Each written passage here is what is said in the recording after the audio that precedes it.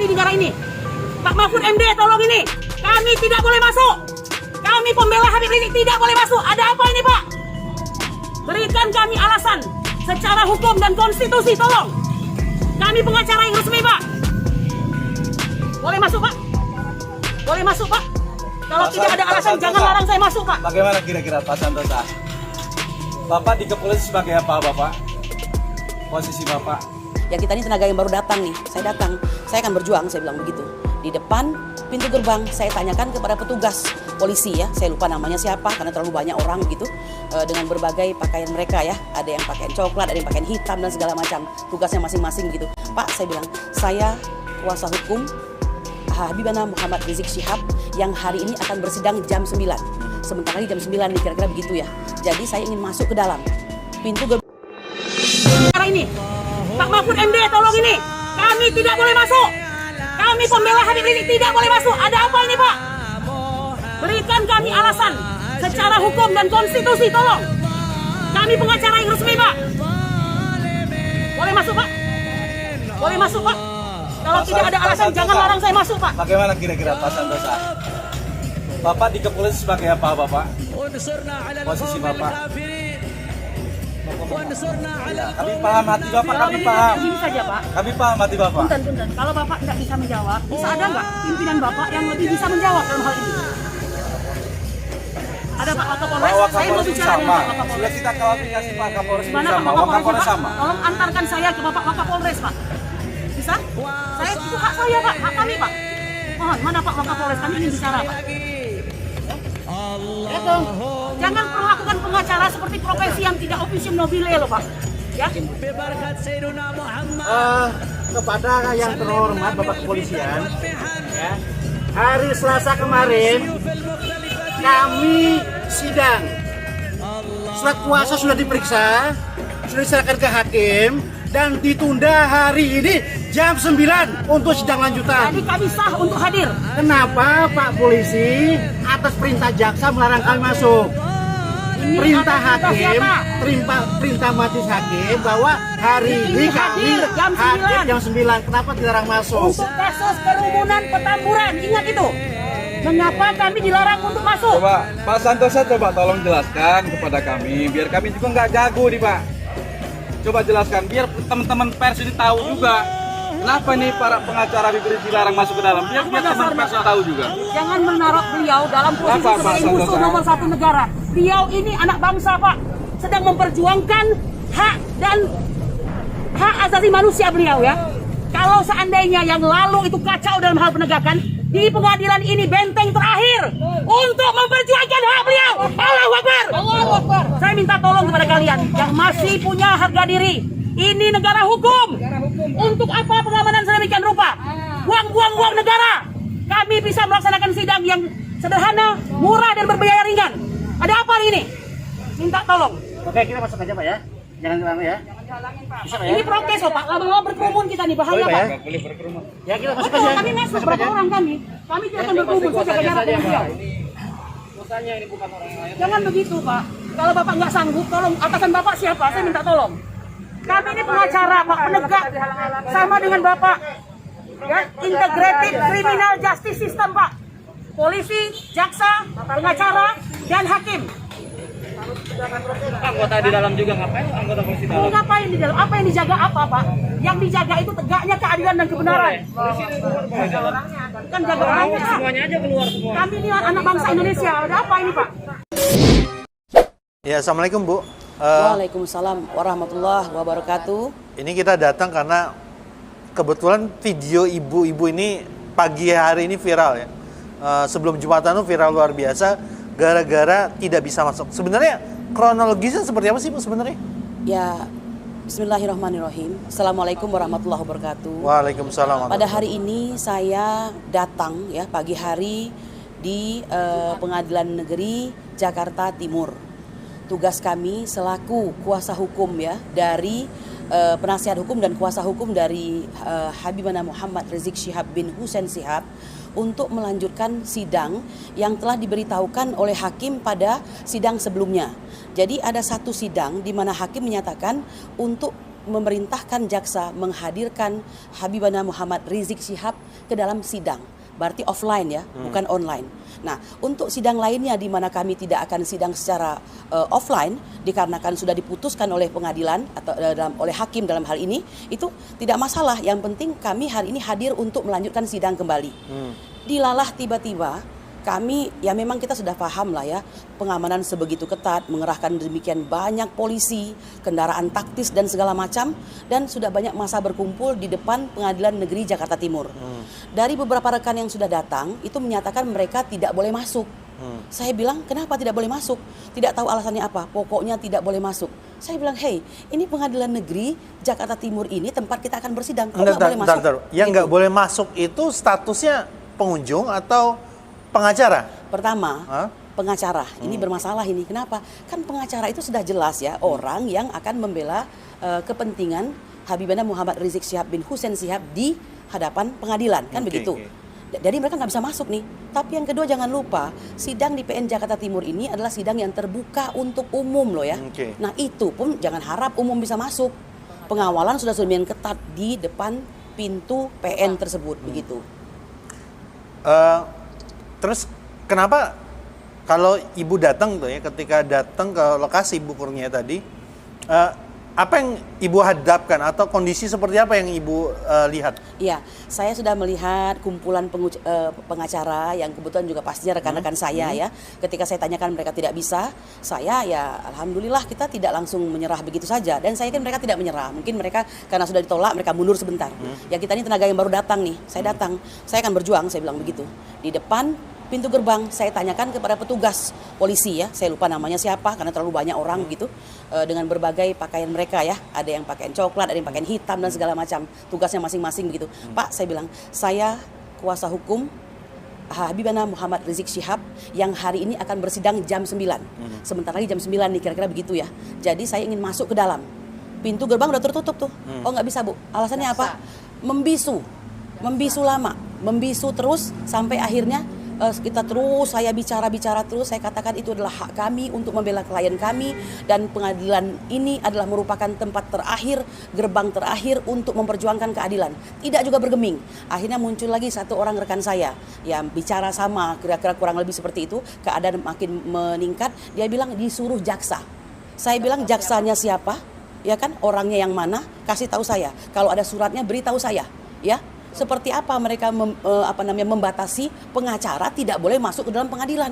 Ini hukum apa ini begitu loh ya, kok lucu ada jaksa melarang pengacara masuk ke dalam pengadilan. Perlu Anda ketahui pelaksana acara pengadilan itu tersebut adalah Pengadilan Negeri Jakarta Timur. Kenapa jaksa yang mengatur-ngatur dan tidak ada aturannya Mas, kan begitu ya. Nah itu jadi membisu, saya mengertilah posisi daripada polisi itu atau aparat, saya paham. Tidak semua mereka paham, mereka hanya menjalankan perintah atasannya. Ini jelas ya, terstruktur ini tidak boleh hadir itu udah kelihatan. Sampai saya meminta, tolong mana Wakapolres atau Kapolres, biar saya yang bicara.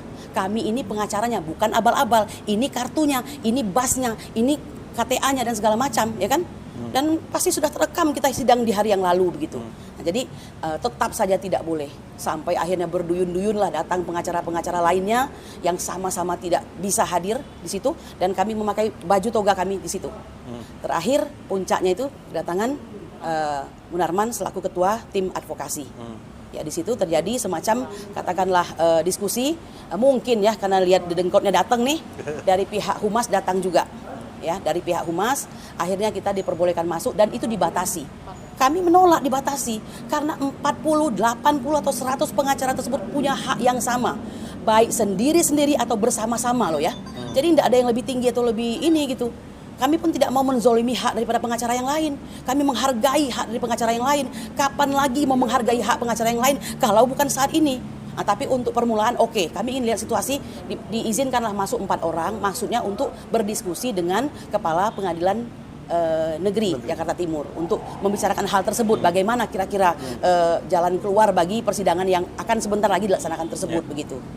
Nah tadi berarti Ibu sendiri berhasil masuk gitu ke dalam ruang sidang atau bertemu dulu dengan pihak Kepala Pengadilan Negeri atau seperti apa Bu? Begini konsepnya ya Mas ya, yang harus masyarakat ketahui bahwa jika itu menyangkut sidang online, kami tidak menyetujuinya.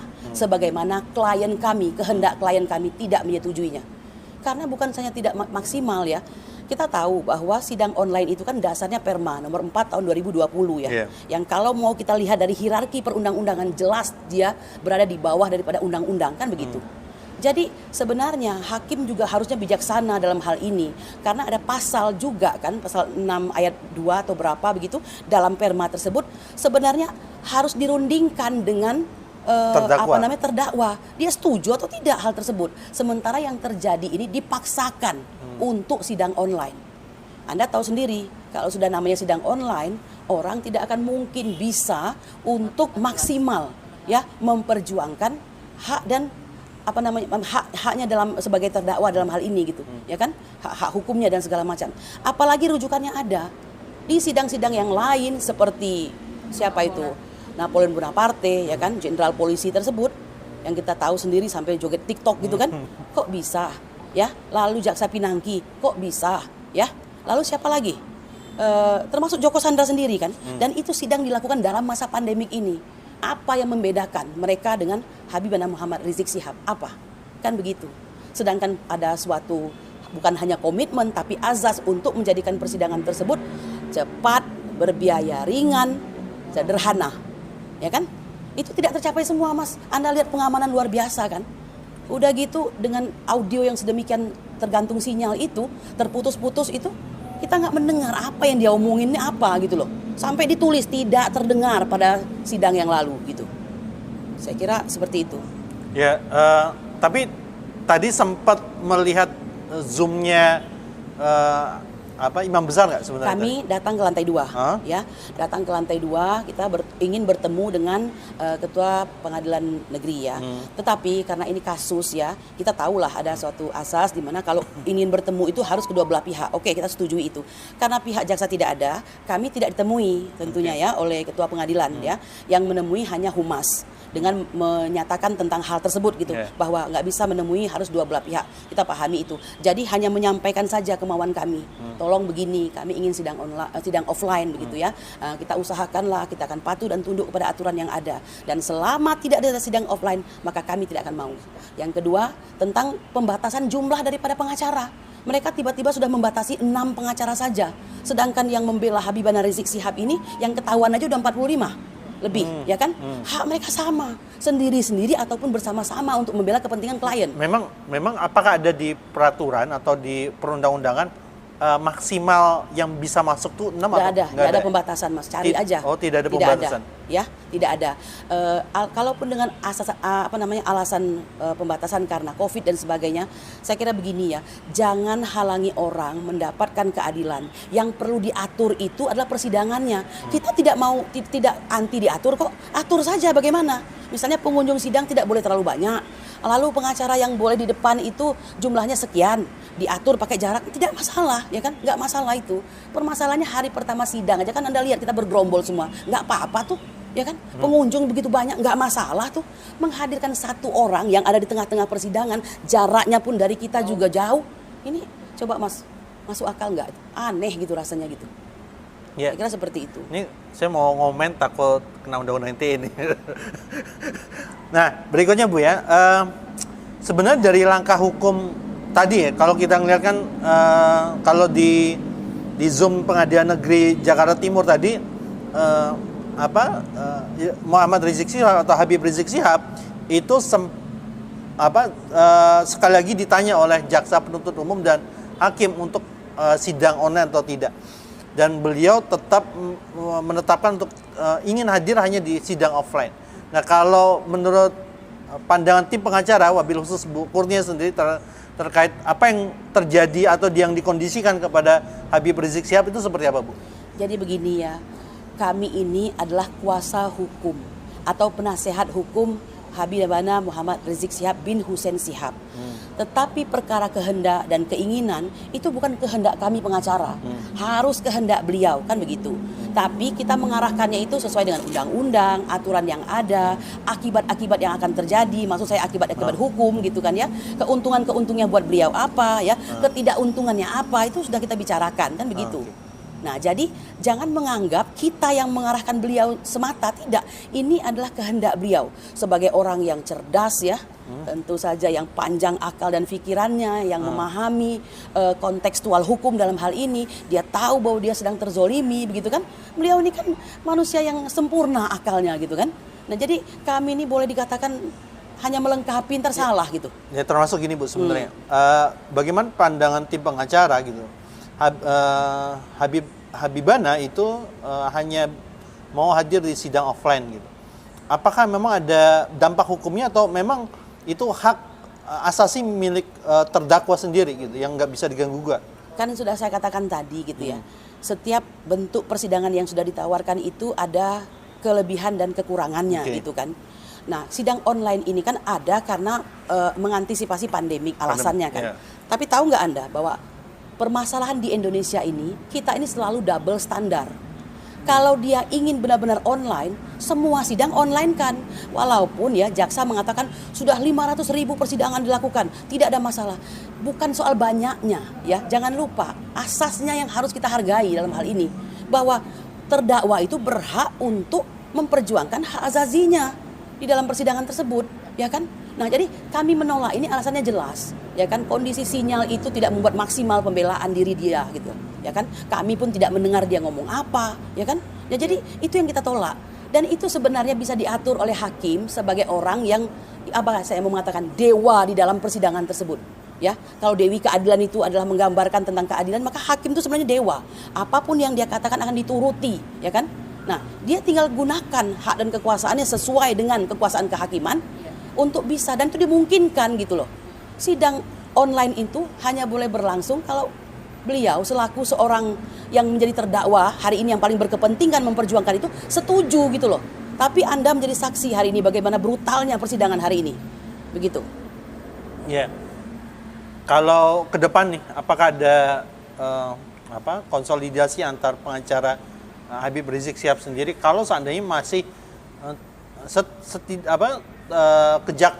jaksa ataupun hakim itu pengen online saja kan? Tadi kalau kita lihat di Zoom itu kan alasan hakim itu untuk menghindari kerumunan, sementara Habib Rizik Syihab sudah menyampaikan akan membantu agar tidak terjadi kerumunan, dan jawaban hakim itu tidak bisa Pak katanya. Nah, kalau menurut Ibu Kurnia sendiri nanti ke depan seperti apa nih? Tim pengacara akan bangun apa yang harus dilakukan oleh tim pengacara agar bisa menengahi ini atau setidaknya bisa menjadi sarana untuk bisa menyampaikan pendapat dari klien sendiri yang di sini adalah Habib Rizik Syihab. Ada hal yang paling sulit di dunia ini ya. Apa yang disebut dengan berkata benar di hadapan penguasa. Kalau Anda mau menambahkan kata di dalamnya zolim itu terserah Anda ya. Maka itulah yang sedang terjadi pada saat ini. Peradilan Habibana Muhammad Rizik Syihab adalah pertaruhan terhadap tegaknya kebenaran dan keadilan. Beliau sudah boleh kami katakan ya, saya tidak bicara hukum ansih ya, tapi hukum ansih pun bisa. Dari awal beliau itu sudah dizolimi, ya, terlalu banyak dizolimi. Nah, oleh karena itu tugas kita pengacara hari ini adalah menegakkan aturan tersebut walau pahit adanya, ya. Saya selalu mengatakan wa may yattaqillah yaj'alhu mahroja. Tugas kita itu bertakwa, jangan lupa Mas. Itu kalimat yang akhir-akhir ini saya nggak tahu ya, di negara Pancasila ini selalu dihindari loh, ya. Kalau kita agak kesannya agamis gitu, wah ini mabuk agama gitu. Padahal nggak mungkin mabuk agama kan? Mana mungkin mabuk agama? Orang sholat nggak boleh kalau dia mabuk kan begitu. Nah, jadi hari ini kami ingin menegakkan itu Mas, bahwa bagi kami hukum agama itu diakui di negara Republik Indonesia ini oleh Pancasila, sila pertama. Oleh karena itu setiap kami melangkah, maka ada Tuhan dalam diri kami. Bahwa hari ini kami merasa proses itu tidak berjalan lancar, tetapi kami berada pada pihak yang benar, cara-cara yang benar, insya Allah akan tetap kami jalankan. Ya, bahwa ada resiko-resiko itu insya Allah sudah kami pikirkan. Begitu Mas. Jadi kami meneguhkan diri dulu ini, kita berada pada pihak yang benar dahulu. Nggak boleh loh maksa-maksa orang seperti itu, ya kan? Nah, karena mereka memaksa, kita tidak mau dipaksa. Silahkan sidang sama tembok, tadi bilang begitu kan? Dalam konteks ini berarti 45 pengacara itu juga membela 5 terdakwa yang lain ya berarti? Iya, betul. Masya Allah teman-teman semuanya. Ada 5+1 nih ya. Nah satu lagi nih, mumpung karena Mas bilang plus satu tadi, Andi Tatat ya, dia adalah direktur RS UMI, dihadirkan dalam persidangan dan beliau tidak ditahan. Pertanyaannya sekarang, kenapa begitu? Makanya saya bilang permasalahan di Indonesia bukan kita tidak mau patuh kepada aturan, tapi pemerintah menerapkan aturan yang sangat-sangat tidak adil. Jadi tidak ada konsistensi di situ, ya kan? Coba, baru di Indonesia ada pelanggaran prokes dihukum sebagai seorang pesakitan atau terpidana. Cari di bumi lain, ada nggak kira-kira begitu? Ya, kan karena sebenarnya kan banyak pelanggaran prokes yang cukup menyibak perhatian ya. Banyak sekali. Salah satunya dulu Bupati Blitar, ketua DPRD Tegal ya, ketua ya pejabat salah satu di Tegal menyelenggarakan acara di ini, kemudian di beberapa lokasi juga gitu, termasuk juga. Nah, ini memang agak sedikit spesial ya. Kasusnya Habib Rizik Syihab ini ditahan bahkan beliau padahal sudah membayar denda. Sebenarnya iya. Faktanya kalau sudah bayar denda 50 juta gitu, kan masyarakat tuh pengen tahu sebenarnya. Ketika sudah bayar denda 50 juta dan itu baru pertama kali terjadi pelanggarannya. Karena kan ada di kasus-kasus tertentu, misalnya ada kafe yang buka tiap kali dan dia sudah didenda berapa kali. Kenapa harus menurut Ibu ini kenapa sampai Habib Rizik Syihab ini ya itu ditersangkakan bahkan ditahan gitu? Itu pertanyaan yang sama, Mas. Oh gitu ya. Pertanyaan setiap orang, ya kan? Nah, padahal kalau Anda mendengarkan ya keterangan ahli hukum pidana, Dr. Abdul Khoir Ramadan ya, kan Habib Rizik ini kasusnya adalah prokes begitu kan, pelanggaran prokes. Beliau sudah membayar denda terbesar loh, 50 juta rupiah. Yeah. Ini soal pelanggaran, bukan pidana, tetapi dipaksakan ke arah pidana, kan begitu. Padahal orang tidak boleh dihukum secara 2 kali atau nebis in idem gitu kan. Nah, ini bisa diperdebatkan. Nanti ada, maaf saya katakan, ada ahli hukum tata negara dari pihak yang condong ke arah aparat akan mengatakan wah itu tidak nebis in idem. Ya silakan saja. Tapi kita kan bisa melihat ini, ya kan, faktor-faktornya, latar belakang kejadiannya seperti apa, kan seperti itu. Jadi kalau Anda tanyakan mengapa, itu pertanyaan kita semua, tapi sebenarnya mungkin jawabannya sudah ada di hati semua rakyat Indonesia. Sebelum saya tutup nih Bu, ini Ya. pertanyaan privasi yang juga saya tanyakan ke Ustadz atau Bang Aziz Yanuar, Iya. pengacara IB juga yang lain. Iya. Dibayar berapa Bu sama imam besar? Wis, besar sekali. Sangat besar. Sangat besar. Selama berprofesi sebagai Iya. sebagai Belum pernah sebesar pengacara, ini. Belum pernah sebesar ini, Mas. belum pernah sebesar ini Bu ya? Padahal saya belum tahu bayarannya ya, tapi paling tidak hati saya menjadi lembut. Saya gampang terharu, ya kan. Saya lebih banyak berdoa. Saya mulai melihat tentang kebenaran-kebenaran kalimat-kalimat Allah begitu kan. Nah, tapi kalau yang lainnya terserah Allah Subhanahu wa taala. Mungkin ini klien yang cukup spesial ya. Artinya kita nggak dikasih tahu angkanya berapa nih, dibayar berapa. Tapi beliau mengatakan sangat lebih besar daripada klien-klien sebelumnya, Bu. Ya itu besarnya itu sesuai janji Allah, ya. Nah itulah. Jadi berapa besarnya saya nggak tahu. Nah tapi yang penting ya Mas ya, bahwa kenapa Anda katakan saya mau membela. Bagi saya ulama itu seperti suluh dalam gelap, bintang-bintang di kegelapan malam. Suatu ketika kami akan mati, maka anak-anak kamilah yang akan melanjutkan. Jika tidak ada ulama, siapa yang akan mengajarkan mereka tentang Islam? Siapa yang akan mengajarkan kepada mereka tentang mengenal Allah? Maka pada hari ini saya katakan, jika saya punya kemampuan sedikit saja untuk membela, akan saya lakukan itu. Saya kira demikian. Ya, insya Allah teman-teman semuanya, ini wawancara kita dengan Bu Kurnia, salah satu pengacara dari Imam Besar Habib Rizik Syihab. Assalamualaikum warahmatullahi wabarakatuh. Waalaikumsalam warahmatullahi wabarakatuh.